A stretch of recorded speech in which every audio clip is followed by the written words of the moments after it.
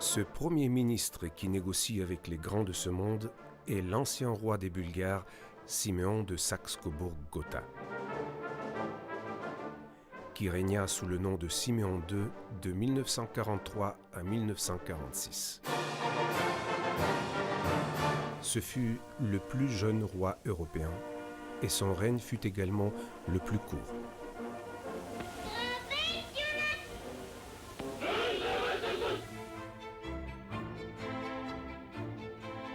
Siméon II de Saxe-Cobourg-Gotha est né en 1937 comme fils du roi de Bulgarie Boris III, lequel avait hérité le trône de son père Ferdinand Ier. Et donc il y a 3 générations successives de Saxe-Cobourg sur le trône de Bulgarie. La famille de Saxe-Cobourg est une moyenne famille dans la noblesse européenne, mais c'est surtout par ses alliances qu'elle acquiert une grande importance. La reine Victoria a épousé le prince Albert, qui était le prince consort, et ils ont eu beaucoup d'enfants. Le fondateur de la dynastie belge, Léopold Ier, était aussi un Saxe-Cobourg. Et ensuite, progressivement, par alliance, il se trouve apparenté à toute la grande noblesse européenne. Il est bien sûr apparenté par les Saxe-Cobourg au Windsor, mais il est apparenté par sa grand-mère Marie-Louise au Bourbon-Parme. Il est apparenté à la famille de Piémont d'Italie par sa mère Giovanna et par mariage avec l'aristocratie espagnole. Siméon II de Bulgarie est également apparenté à la couronne française. C'est essentiellement par la branche des Orléans, c'est-à-dire que son arrière-grand-mère était la fille du roi Louis-Philippe Ier. Donc il y a la famille royale belge, naturellement, le Luxembourg avec la Grande-Duchesse, feu la Grande-Duchesse Joséphine, aussi la Grande-Bretagne, évidemment, si on remonte au prince Albert, et même la reine Victoria même qui était à moitié Cobourg, et aussi la branche libérale au Portugal aussi. Ça fait qu'un tout petit duché comme Cobourg a donné pour pas mal de pays ou de familles. À la fin du XIXe siècle, nous sommes dans une Europe de monarchie et le nouvel État bulgare a été désigné pour être une monarchie par les grandes puissances. Les émissaires bulgares parcourent les capitales européennes en quête d'un candidat et se font renvoyer poliment de Belgique, du Danemark et d'ailleurs. Et puis c'est à Vienne que se présente une candidature spontanée, celle de Ferdinand de Saxe-Cobourg-Gotha. Le nouveau prince de Bulgarie, Ferdinand, le grand-père de Siméon, s'attela en premier lieu à l'aménagement de sa capitale.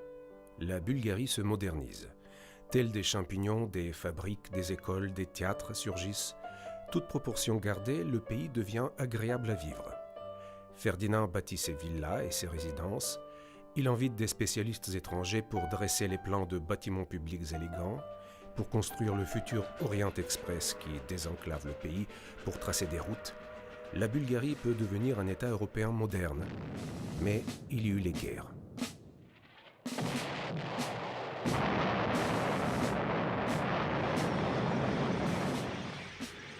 À la fin de la Première Guerre mondiale, des mutineries éclatent dans l'armée bulgare. Les mutins marchent sur la capitale pour s'emparer du pouvoir et le seul moyen de sortir de cette situation dramatique, c'est l'abdication pour Ferdinand. Il cède donc le trône à son fils Boris et doit partir en exil vers le château de Cobourg en Allemagne, où il finira ses jours, d'ailleurs très âgé, après la Deuxième Guerre mondiale. Les Bulgares acceptent son fils Boris, âgé de 24 ans. Pas seulement parce qu'il est né en Bulgarie. Le jeune roi semble totalement différent de son père. Il correspond mieux au penchant démocratique d'une population sans traditions aristocratiques. Il se marie en 1930 avec Johanna de Savoie, fille du roi Victor Emmanuel III d'Italie.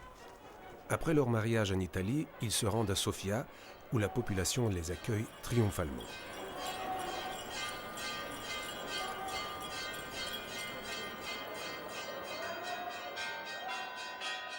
l'Église orthodoxe organise une liturgie pendant laquelle la jeune princesse devient la reine Johanna. Les fêtes organisées dans toute la Bulgarie sont grandioses et émouvantes. Ils auront 2 enfants, Marie-Louise et Siméon. Ils sont élevés dans les traditions des monarchies européennes.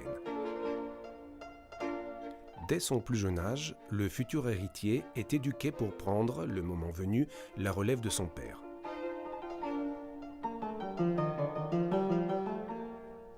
Ses précepteurs cultivent ses capacités d'épanouissement personnel, éveillent sa curiosité intellectuelle, son imagination et lui enseignent évidemment les langues étrangères.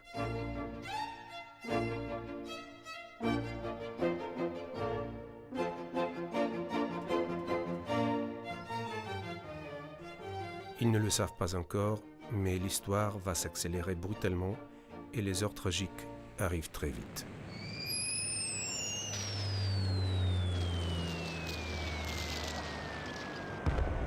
La guerre mondiale a éclaté en septembre 1939 et la Bulgarie parvient à maintenir sa neutralité jusqu'au mois de mars 1941. C'est le 1er mars 1941 qu'elle adhère au pacte tripartite, donc elle a choisi l'alliance avec l'Allemagne nazie, et dès le lendemain, des troupes allemandes déferlent sur le territoire bulgare en tant qu'alliés. Dans la Deuxième Guerre mondiale, le rôle de la Bulgarie est exclusivement régional, à savoir que les troupes bulgares occupent des territoires grecs et yougoslaves, mais à chaque fois que Hitler réclame un effort de guerre bulgare sur le front de l'Est, le roi Boris, de façon extrêmement habile et d'ailleurs exacte, explique que les Bulgares étant fondamentalement russophiles, il ne peut pas exiger de son peuple une participation à la guerre contre les Russes. C'est tout à fait exclu. La volonté allemande de déporter les Juifs bulgares rencontre une résistance sans précédent dans toute la société. Aux premières actions de protestation initiées par quelques hommes politiques courageux se joignent la plupart des intellectuels et les plus hautes autorités de l'Église orthodoxe. Le roi Boris se laisse faire par ces manifestations venant de la rue, sachant que lui-même ne nourrit aucun antisémitisme particulier. Et donc les 50 000 Juifs de Bulgarie sont internés dans des camps en Bulgarie qui sont juste des camps de travail et non pas des camps de la mort, et ils survivront à la fin de la Deuxième Guerre mondiale.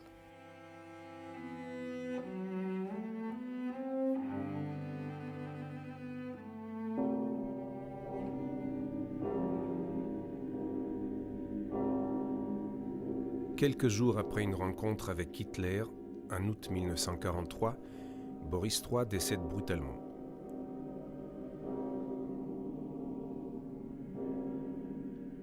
La Bulgarie le pleure. Son cercueil est exposé dans la cathédrale Alexandre Nevski pendant une semaine. Des Bulgares venant de tout le pays attendent des heures pour lui rendre un dernier hommage. Le pays est en deuil. Siméon est âgé d'à peine 6 ans. Un conseil de régence gouverne en son nom. C'est un véritable bouleversement dans la vie de ce jeune enfant ayant perdu son père. Il est proclamé roi par le Parlement. Il devient alors le plus jeune monarque d'Europe. Il n'y avait pas vraiment de cérémonie, parce qu'il n'y a pas de couronnement chez nous, c'est le Parlement qui proclame le roi, ce qui s'est fait d'ailleurs. Mais ça, il faut aussi penser que je voyais ça avec l'œil d'un enfant. Les personnes autour s'adressaient à moi comme elles s'adressaient à mon père, ce qui déjà était un choc. Et puis quelques mois plus tard, de voir que les officiers portaient l'initiale de mon père sur l'épaulette plutôt que celle de mon grand-père. C'est-à-dire que c'était moi qui avait remplacé mon père. Et ça m'avait énormément frappé. En septembre 1944, les troupes soviétiques entrent en Bulgarie. Les 3 régents sont arrêtés et après un procès sommaire, condamnés à mort et fusillés. Sous la direction de Moscou, le gouvernement ne proclame pas tout de suite la République. Pendant 2 ans, toutes les lois seront promulguées au nom de Sa Majesté Siméon II. Ce n'est qu'en 1946, quand ils ont le contrôle du pays, que les communistes organisent un référendum qui abolit la monarchie en Bulgarie. La famille royale a 48 heures pour quitter le pays. Pour un enfant roi qui se voit chasser, c'est une expérience traumatisante.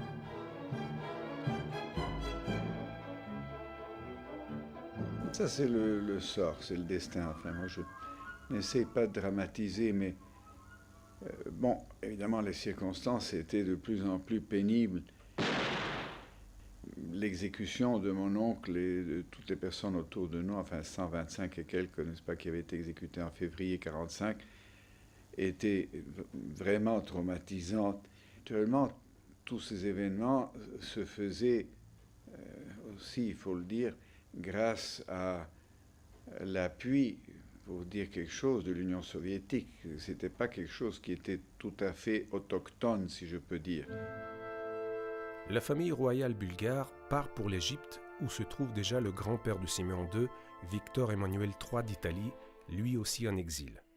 C'était à Alexandrie, au port, lorsque nous sommes arrivés sur un petit navire turc. Et puis au port, il y avait mon grand-père, le roi Victor Emmanuel, qui nous attendait, et ma grand-mère, naturellement, la reine Hélène. Et puis j'ai été mis dans la voiture avec mon grand-père en tête à tête, que j'avais vu quand j'avais 2 ans, mais je ne me souvenais même pas. Et ça m'avait beaucoup intimidé. Et puis j'ai essayé de sortir les quelques mots d'italien que j'avais appris par ma mère. Et par la suite, j'ai su que grand-papa était très impressionné, avait même félicité sa fille qu'elle m'avait enseigné l'italien. Alors maman était persuadée que je ne comprenais pas un mot d'italien.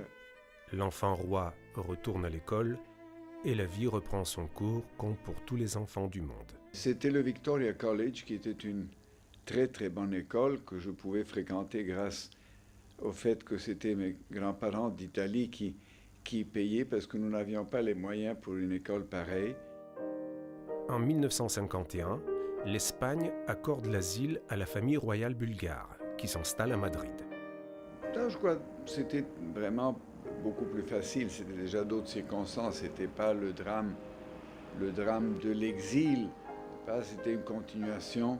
Voilà. Alors là, j'ai changé. C'était le lycée français plutôt que l'école anglaise. Alors j'ai dû m'axer sur le français qu'on parlait déjà parce qu'en Égypte, à l'époque, il y avait vraiment une société très cosmopolite, Alexandrie. Et alors, c'était l'espagnol et le français qui ont pris le dessus.